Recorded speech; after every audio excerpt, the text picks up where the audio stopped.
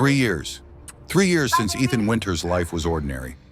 3 years since his wife, Mia, disappeared without a trace. No explanation, no note, no warning, just silence. Then one day he receives a video, grainy, flickering, handheld. Ethan. You were right. I did lie to you. I shouldn't have. All I can say is that if you get this, stay away. The warning is clear, but Ethan can't ignore it. He has to know the truth. He drives into the swamps of Louisiana, through thick fog and twisted cypress trees. The air is sticky and oppressive. Every step closer to Dulve Parish fills him with dread. There it is, the Baker estate, a decrepit plantation left to rot. Windows are shattered, paint peeling in jagged strips. Vines crawl up the walls like writhing fingers. The smell hits him before he even reaches the porch. Rot, mold, and iron. The unmistakable scent of blood. Inside, the house reeks of decay. Floorboards squelch underfoot. Broken furniture, piles of rotting food, and flies crawling over the remnants of meals long forgotten litter the rooms. He finds her, Mia, imprisoned in the basement. Alive, but wrong. It's me, it's Ethan. Ethan? Ethan? Are you alright? You shouldn't be here. What do you mean? You contacted me. No, I wouldn't. Did I? Did anyone see you? Did he see you? Hey, who else is here? What the hell's going on? Daddy's coming. We need to go. Daddy? We need to go now! Ethan tries to help her escape. Mia hesitates, sitting down briefly to catch her breath. Ethan glances around, scanning the basement for danger, his senses straining. A scream pierces the air, raw and inhuman, echoing through the walls. Panic grips him. He turns back, and she is gone. Ethan sprints through the house, his flashlight cutting through the darkness, every creak and groan of the old floorboards sending chills down his spine. The halls are a maze, each corner threatening, each shadow a potential threat. He rounds a corner and stops at a heavy door. His heart pounds as he slowly reaches for the door, dread coiling in his stomach.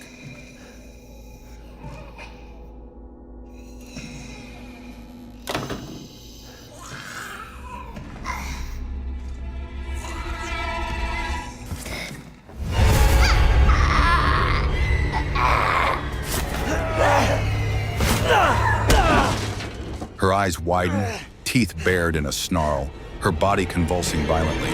She lunges at Ethan with inhuman speed, attacking him with knife and raw strength.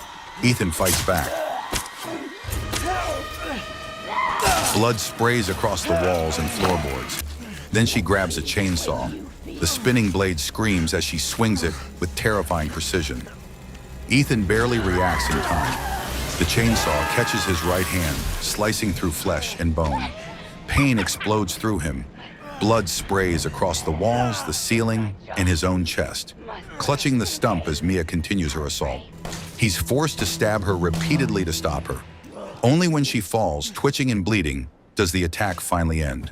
Before he can process it, a massive hand strikes him. Blacked with bruises and rage, Jack Baker, the patriarch, looms over him. The world goes dark as Ethan is knocked unconscious.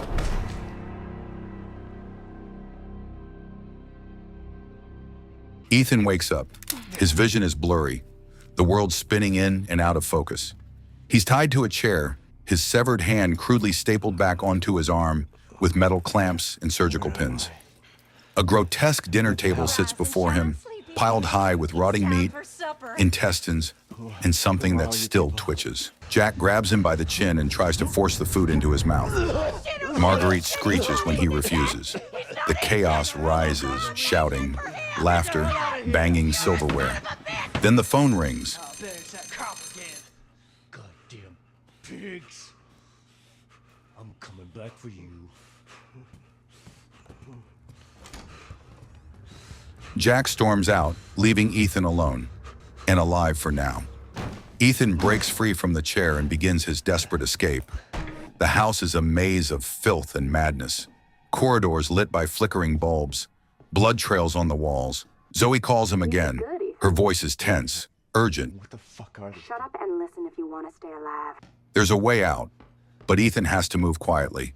He sneaks through the halls, hiding as Jack stalks him, humming tunelessly to himself. When Ethan is spotted, Jack bursts through walls like they're made of paper, swinging his shovel with bone-crushing force. "You can't hide from Daddy forever," he laughs.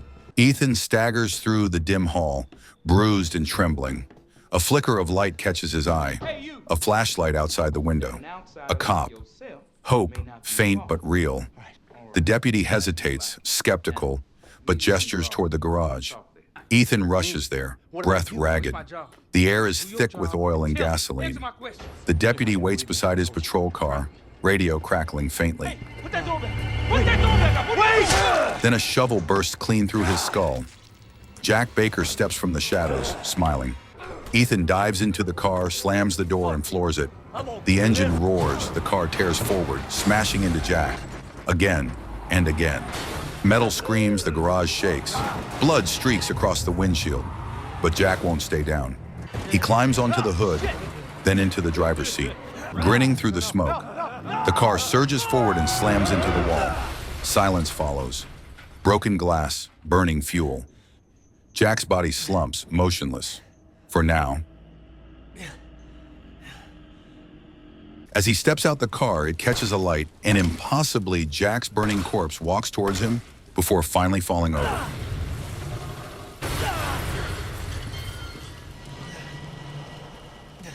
But Ethan knows it's not over. He's seen the Bakers heal from impossible wounds. Something unnatural is happening here. He explores further. Ethan finds an old VHS tape sitting beside the broken television. The label marks simply, Mia. The static clears and her face appears. Frightened, trembling, whispering into the lens. She's inside the same decaying estate, moving through its rotting halls. The walls breathe with mold, and every plank creaks like it's alive. She's hiding from someone. The camera shakes in her hands as she ducks behind furniture, crawling through narrow spaces, slick with mud and rot. From somewhere nearby, a woman's voice echoes. Calm, eerie, almost tender. Understand you? And all this is a gift. It's Marguerite Baker. Her tone swings between motherly and monstrous, every word dripping with devotion to something unseen. Her. Mia stays silent, crouching in the darkness as Marguerite's lantern swings past. The light dances across the walls, catching glimpses of insects crawling in and out of the wood. Mia crawls through a gap beneath the floorboards, gasping quietly, dirt pressing against her face as the footsteps fade overhead. She slips into another hallway, damp, claustrophobic. On the table, she finds a photograph, a girl's silhouette, blurred, standing beside a strange ship. Before she can study it, her flashlight dies. The air grows colder. Marguerite's face fills the frame, her eyes burning with rage. The tape ends with Mia's scream, pleading for Ethan to help, before the screen cuts to static. Ethan pulls back from the TV, the hiss of white noise lingering in the air. Ethan moves deeper into the mansion, following a narrow hall that leads to a white-painted stairway, descending into the shadows below. The air grows heavy with mold and rot, a silence so dense it hums. At the bottom waits a twisted figure, all teeth and blackened flesh. The creature lunges. Ethan fires. Each shot tears chunks from its body until it collapses, oozing into the floorboards. Shaken, he presses on. Old papers line the nearby shelves. Names, dates, notes scribbled in blood. Victims, dozens of them. The deeper he goes, the more of them he finds. Molded things, once human, now stalking the corridors with mindless hunger. Ethan scavenges a shotgun, loads it with trembling hands, and fights his way through. Each shot echoes through the basement like thunder, splattering the walls with dark ichor. He eventually finds himself in a storage room.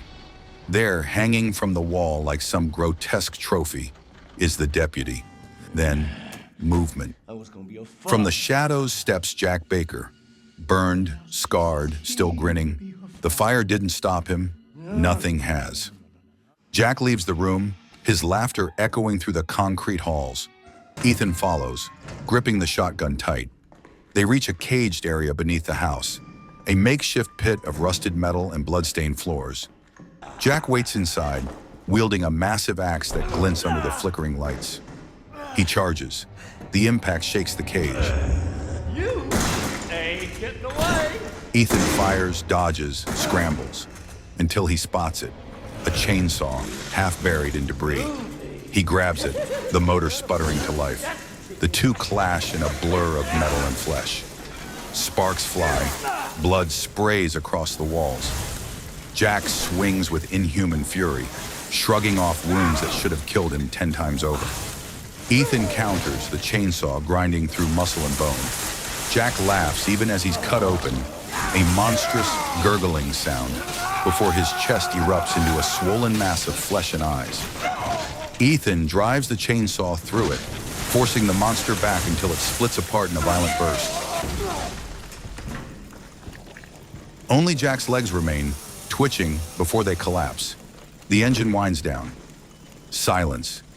Ethan stumbles away, covered in blood and ash, and finally steps out into the humid night. The swamp air hits like a breath of freedom. Ahead sits a small, rusted caravan, the first hint of normalcy in hours. Inside, the phone rings. Zoe's voice crackles through the line, calm but urgent. You made it. You're the first I've ever seen make it this far. So what is it you need me to do? Is it gonna help me get out of here? Yes. Now listen carefully, Ethan. My family and our bodies are contaminated. I can't leave the property unless I get it out. And the same goes for Mia. Is there a way to get it out? We need the serum. It should clear whatever this stuff is out of the body. As long as you're not too far gone. All right, so where is it? If I knew where one was, I'd already be long gone. But I have a feeling my mother has hidden some inside the old house somewhere. So if we get this thing, I can help Mia and we can get out of here? Right. And so can I. The old house is near the water. You can't miss it. All right. I just hope you can handle my mother. Your mother? Be careful. They'll be looking for you. She tells him the truth. The baker's Mia. All of them are infected, their minds and bodies twisted by something unnatural. But there's hope, a serum that can cure it. She gives him a direction toward the old house deep in the bayou. The night hums with insects and the swamp whispers beyond. But then he sees it, the old house, an even more decrepit structure deeper in the swamp. Its wooden frame is collapsing and its windows are crawling with insects. Zoe tells him that's where the ingredients for the serum are hidden. Ethan has no choice but to go in. Inside, the stench is unbearable. The walls pulse with rot, and thick, wet nests of insects ooze from cracks in the wood. Huge, aggressive swarms of flies burst from the walls, attacking him in waves. This is Marguerite's domain now. Her voice echoes through the corridors, distant but sharp. Ethan fights through the bugs, using a homemade flamethrower he crafts from scraps he finds. The halls light up with fire and smoke as he burns through the nests. But Marguerite, she's not the same as before. When Ethan encounters her again, she's changed. Her body is warped, stretched unnaturally long, bones bending beneath the skin. Her limbs are insect-like, covered in crawling veins and dark mold. Her belly swells grotesquely, filled with writhing larvae. She moves on all fours, spider-like, her voice shrieking from somewhere deep in her throat. "You'll never get away from me, you little shit!" She crawls through walls and ceilings, leaving trails of filth behind her. The house becomes a hive, every door and hole alive with skittering insects. Ethan battles her inside the greenhouse, a sprawling labyrinth of wooden beams, glass, and crawling creatures. Marguerite lunges from the darkness, her limbs contorting, her face melting between human and insect. He burns her with the flamethrower, shoots her over and over, until she finally collapses into the dirt, her body dissolving into mold and sludge. Her screams fade into wet, bubbling silence. From her remains, Ethan collects one of the serum ingredients Zoe needs. But victory doesn't bring relief, only confusion. As he leaves the greenhouse, he starts seeing flashes. Images of a young girl in a white dress, giggling softly in the shadows. The air grows heavy, and her laughter echoes through his mind like a ghost. He tries to shake it off, to focus on Zoe's directions. The serum's almost complete. One ingredient remains. Now where the hell Ethan are you? returns to the trailer to meet Zoe. Never mind. But Don't instead need of to Zoe's ask. voice, You got it. another voice This is gonna crackles help through me the in, phone. right? Hey, buddy. I thought you should know. I decided that It's Zoe Lucas. needed a He's taken both timeout. Zoe and Mia hostage. And Mia Lucas's are tone here is to playful, mocking, but behind it is something cold and calculated. Just let them both go. What do you need them for? Nah, that's family business, Ethan, and not your concern. Understand? Now, if you want the head, feel free to come by any time and I'll give it to you. But only if you participate in a little, activity I've put together. Just for you. What activity? Oh, I know you're excited, but don't worry. It's not going anywhere. And so Ethan steps into Lucas Baker's world, a twisted carnival of death and puzzles where every move could mean his end. The real nightmare is only just beginning.